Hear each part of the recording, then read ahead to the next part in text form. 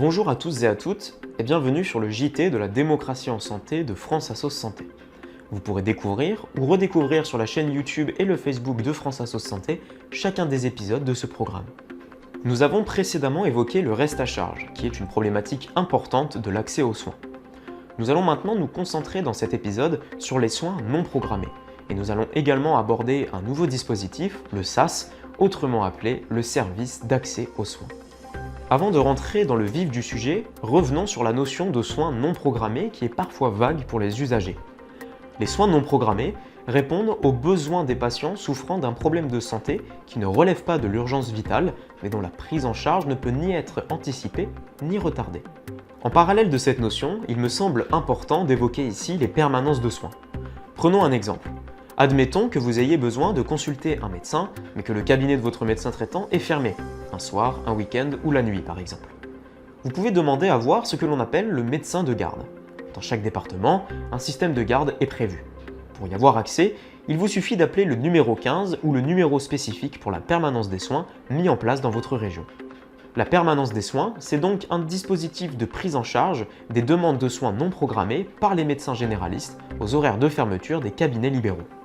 La permanence des soins est organisée par l'ARS, l'Agence régionale de santé, en collaboration avec le CODAMUPS, Comité départemental de l'aide médicale urgente de la permanence des soins et des transports sanitaires. Mais nous reviendrons sur ce point un petit peu plus tard dans l'épisode. Nous avons posé le cadre actuel, il est maintenant temps de parler du déploiement des SAS, le service d'accès aux soins à l'échelle nationale et régionale. Passons dès à présent à l'invité du jour.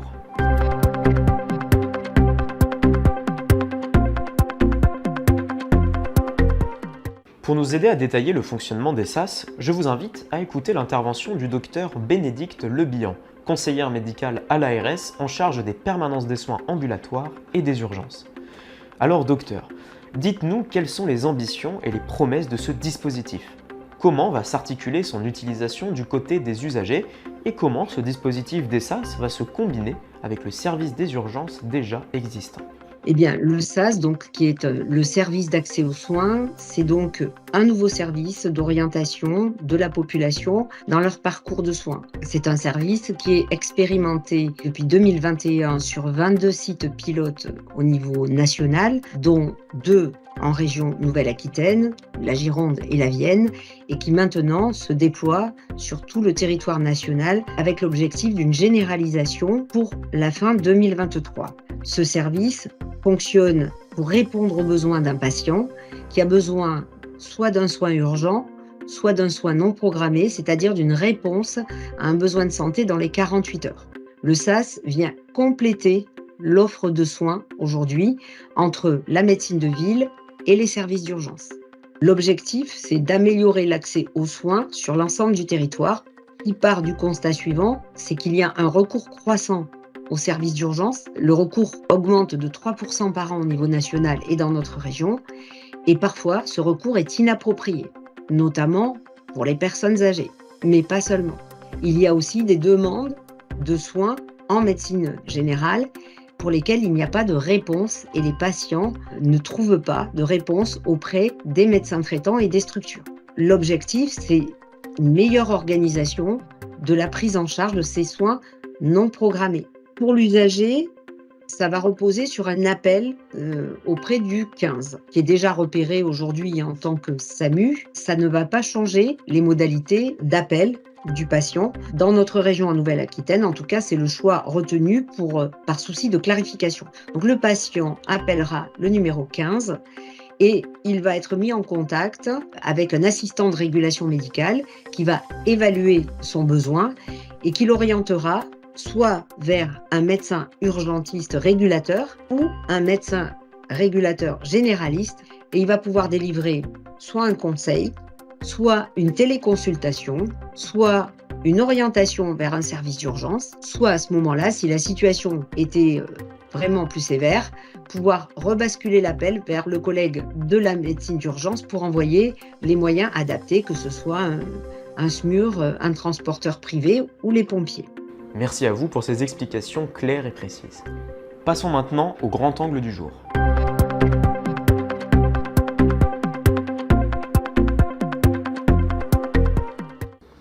Comme vous pouvez le constater, le SAS est un nouveau dispositif qui a pour vocation de rendre l'offre de soins plus lisible et accessible à tous les usagers.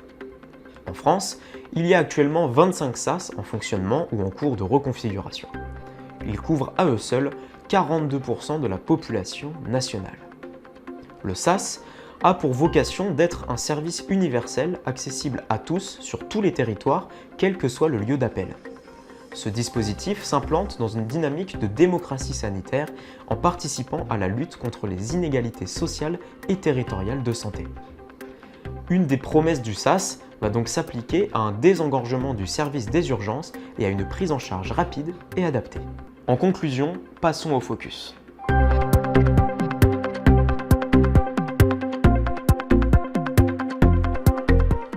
Je souhaite maintenant revenir sur un point évoqué lors de l'introduction de l'épisode lorsque je vous ai présenté le dispositif des permanences de soins. J'ai en effet évoqué le CODAMUPS, le Comité de l'aide médicale urgente de la permanence des soins et des transports sanitaires. Mais alors, qu'est-ce que le CODAMUPS ? Quel est son rôle en lien avec la permanence des soins ? Pour répondre à cette question, j'ai interviewé Yvette Martin, représentante des usagers dans le CODAMUPS de la Creuse. Yvette, pouvez-vous nous expliquer le rôle du CODAMUPS et plus particulièrement comment ce dernier participe à la réponse de la permanence des soins et à l'accès aux transports sanitaires sur les territoires ?